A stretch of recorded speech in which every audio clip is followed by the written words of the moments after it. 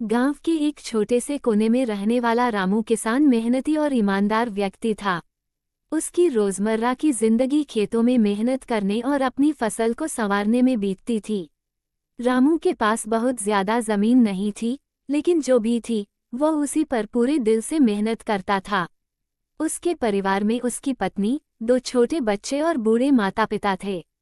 संघर्षों से भरी जिंदगी। हर साल की तरह इस बार भी रामू ने अपनी छोटी सी जमीन पर गेहूं और धान की फसल बोई थी। वो उम्मीद कर रहा था कि इस साल अच्छी बारिश होगी और फसल अच्छी होगी, जिससे उसका परिवार खुशहाल जीवन जी सकेगा। लेकिन प्रकृति को शायद कुछ और ही मंजूर था। अचानक तेज आंधी और ओलावृष्टि ने उसकी फसल बर्बाद कर दी। खेतों में हर तरफ बिछी हुई फसल देखकर रामू की आंखों में आंसू आ गए। बैंक से लिया गया कर्ज पहले ही उसकी चिंता का कारण बना हुआ था।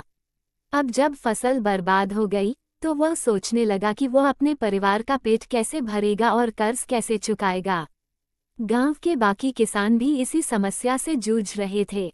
आशा की नई किरण। रामू निराश तो था, लेकिन हार मानने वालों में से नहीं था। उसने ठान लिया कि वो हिम्मत नहीं हारेगा। उसने अपनी पत्नी से सलाह ली और तय किया कि वो परंपरागत खेती के अलावा कोई और तरीका अपनाएगा। उसने अपने खेत के एक हिस्से में जैविक खेती करने का निश्चय किया।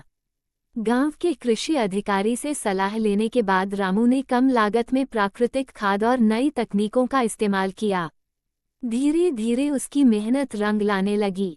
जैविक खेती से उगाई गई सब्जियां और अनाज स्थानीय बाजार में अच्छे दामों में बिकने लगे। इससे उसकी आय बढ़ने लगी और वह धीरे धीरे अपने कर्ज से मुक्त होने लगा। सफलता और प्रेरणा। रामू की मेहनत और नए तरीके अपनाने की सोच ने उसे एक सफल किसान बना दिया। अब वह अपने बच्चों की पढ़ाई पर ध्यान दे पा रहा था और परिवार का जीवन भी पहले से बेहतर हो गया था। गांव के दूसरे किसान भी उसकी इस सफलता से प्रेरित हुए और जैविक खेती की ओर बढ़ने लगे। रामू की कहानी केवल एक किसान की कहानी नहीं, बल्कि हिम्मत, मेहनत और नई सोच की कहानी है। उसने ये साबित कर दिया कि अगर इंसान हार न माने और मुश्किल हालात में भी नया रास्ता खोजे, तो सफलता जरूर मिलती है। किसान भारत की रीढ़ की हड्डी है। अगर वह आगे बढ़ेगा, तो पूरा देश आगे बढ़ेगा।